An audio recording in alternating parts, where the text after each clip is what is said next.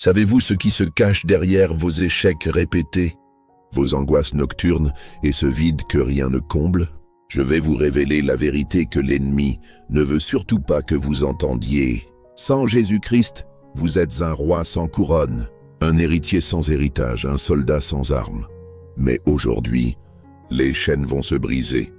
Dans le cœur de l'homme, il existe une douleur silencieuse, une faim profonde, un vide que ni la gloire, ni l'argent, ni les plaisirs du monde ne peuvent combler.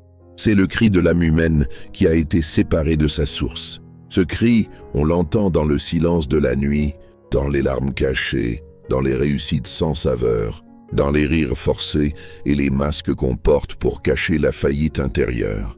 Car l'homme sans Christ est comme une branche arrachée de l'arbre. Il peut encore paraître vivant un moment, mais la mort est déjà à l'œuvre. Il ne sait pas qu'il est perdu. Il pense maîtriser sa vie, mais il dérive. Remarque numéro 1.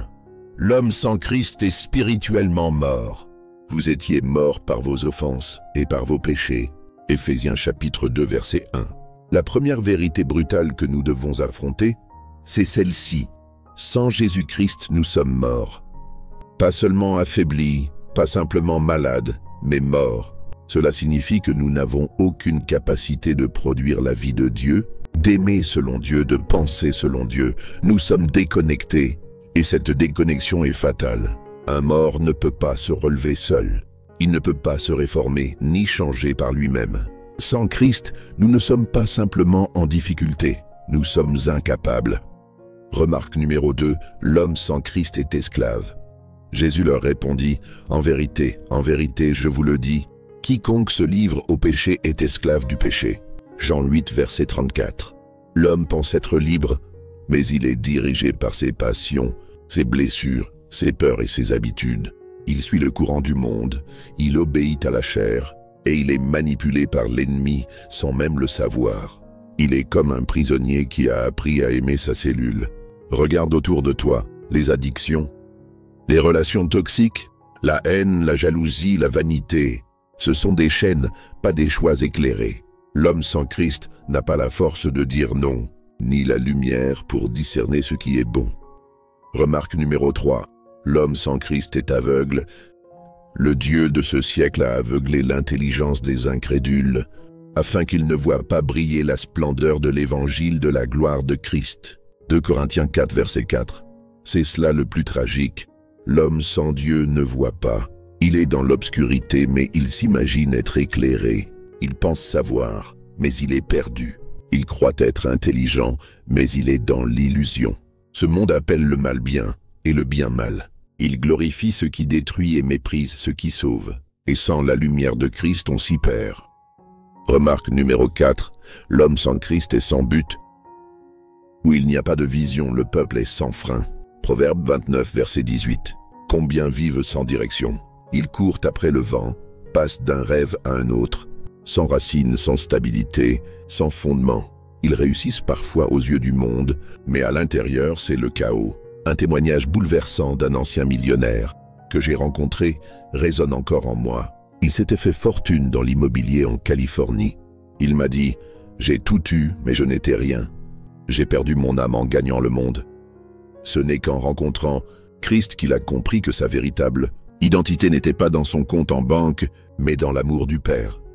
Remarque numéro 5. L'homme sans Christ est vulnérable à l'ennemi. Soyez sobre, veillez.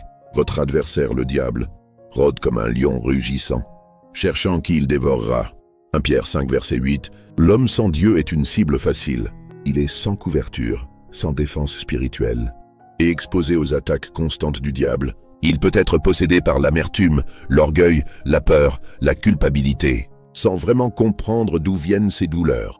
Combien de dépressions, de crises d'angoisse, de suicides masqués par le succès extérieur? L'homme est vulnérable et l'ennemi ne fait pas de cadeaux. Remarque numéro 6. L'homme sans Christ est destiné à la perdition éternelle, car le salaire du péché c'est la mort, mais le don gratuit de Dieu, c'est la vie éternelle en Jésus-Christ, notre Seigneur. Romains 6, verset 23. Voilà la conclusion douloureuse. Sans Christ, l'homme est condamné. Il peut vivre 70 ou 90 ans ici-bas, mais après, il y a l'éternité, et seul le sang de Jésus peut nous donner accès à la vie éternelle. Ce n'est pas populaire de le dire, mais c'est la vérité. Et celui qui aime dit la vérité, même si elle dérange. Ce n'est pas un message de peur, c'est un appel d'amour, car Dieu ne veut pas que tu périsses. Il veut que tu vives. Toutes ces remarques peuvent sembler effroyables, mais il y a une espérance. La bonne nouvelle, c'est que Dieu n'a pas laissé l'homme dans cette misère. Il a tendu la main. Il est venu lui-même, en Jésus-Christ, pour le racheter, le relever, le recréer. L'œuvre de la croix. Voici 6 vérités puissantes que j'ai apprises sur toi en Christ. Ces vérités sont celles que ton esprit doit retenir dans cette vidéo. Que ces paroles soient comme des clés pour libérer ton âme, comme des flèches pour transpercer les ténèbres, comme des fondations pour reconstruire ta maison spirituelle. Si ce message te parle déjà, pense à t'abonner pour ne rien manquer des prochaines révélations puissantes. Et n'oublie pas de liker et partager avec quelqu'un qui en a besoin. Remarque 1. En Christ, tu es vivant. Dieu nous a rendus à la vie avec Christ, nous qui étions morts par nos fautes. Éphésiens 2, verset 5. La première vérité que tu dois entendre, c'est celle-ci. En Christ, tu es vivant. Pas juste un peu réanimé, pas légèrement amélioré, mais véritablement, surnaturellement, complètement vivant. Tu étais mort et Dieu t'a ressuscité. La vie dont il est question ici ne dépend pas de ton cœur qui bat, ni de ton souffle. Elle parle de la vie spirituelle, celle qui connecte ton âme à Dieu, qui donne un sens éternel à ton existence, qui te fait vibrer au rythme du ciel. Un jour, j'ai vu un homme sortir de la drogue après 25 ans. Il m'a dit, « Ce n'est pas que je suis devenu une meilleure personne, c'est que je suis devenu une nouvelle personne. » Quand Christ entre dans une vie, il ne vient pas pour améliorer ta routine. Il vient pour t'arracher à la mort et te donner sa propre vie. Le souffle de Dieu entre dans tes poumons spirituels et soudain tu comprends ce que veut dire vivre vraiment. Tu ressens la paix, tu goûtes la joie, tu as la certitude d'être aimé. Tu n'es plus spectateur de ta propre vie, tu es pleinement vivant. Remarque 2. En Christ, tu es libre. Si donc le Fils vous a franchi, vous serez réellement libre. Jean 8, verset 36. La liberté en Christ ne consiste pas à faire tout ce qu'on veut. Elle consiste à ne plus être esclave de ce qui te détruisait. C'est la liberté de dire non, la liberté de choisir la vie, la liberté d'appartenir à Dieu. Avant, tu étais manipulé par des pensées toxiques, des désirs incontrôlables, des schémas de peur et de honte. Mais Jésus est venu briser ces chaînes. Je pense à cette femme que j'ai rencontrée dans un centre de réhabilitation chrétien à Atlanta. Elle m'a dit « J'étais esclave du regard des autres. Chaque jour, je jouais un rôle. Mais aujourd'hui, je sais que Dieu me regarde avec amour.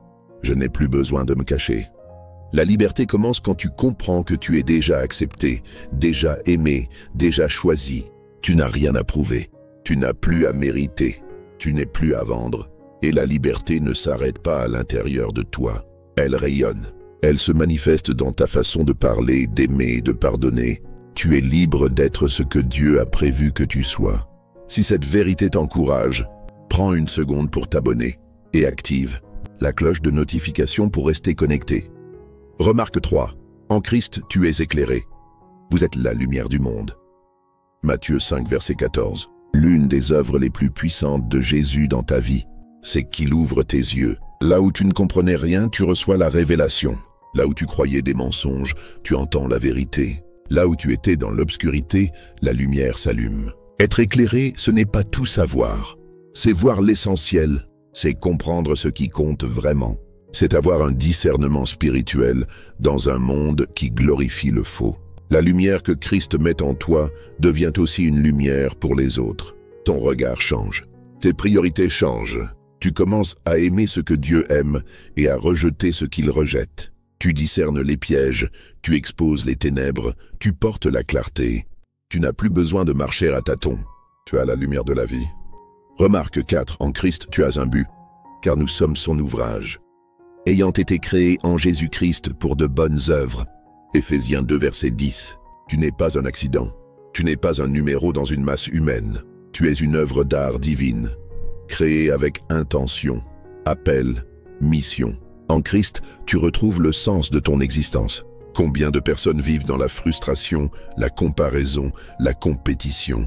Elles cherchent leur place sans jamais la trouver. Mais en Christ, tu reçois ton identité et avec elle ton appel. Ton but ne se trouve pas dans ce que tu possèdes, mais dans ce que tu deviens. Tu n'es pas sur cette terre pour accumuler, mais pour accomplir. Et ce que Dieu a préparé pour toi dépasse tout ce que tu pourrais imaginer. Tu es un ambassadeur du royaume, un porteur de lumière, un bâtisseur de paix, un serviteur du roi. Remarque 5. En Christ, tu es protégé. Le nom de l'Éternel est une tour forte. Le juste s'y réfugie et il est en sûreté. Proverbe 18, verset 10. Tu n'es plus une cible sans défense. Tu es sous la couverture du sang de l'agneau.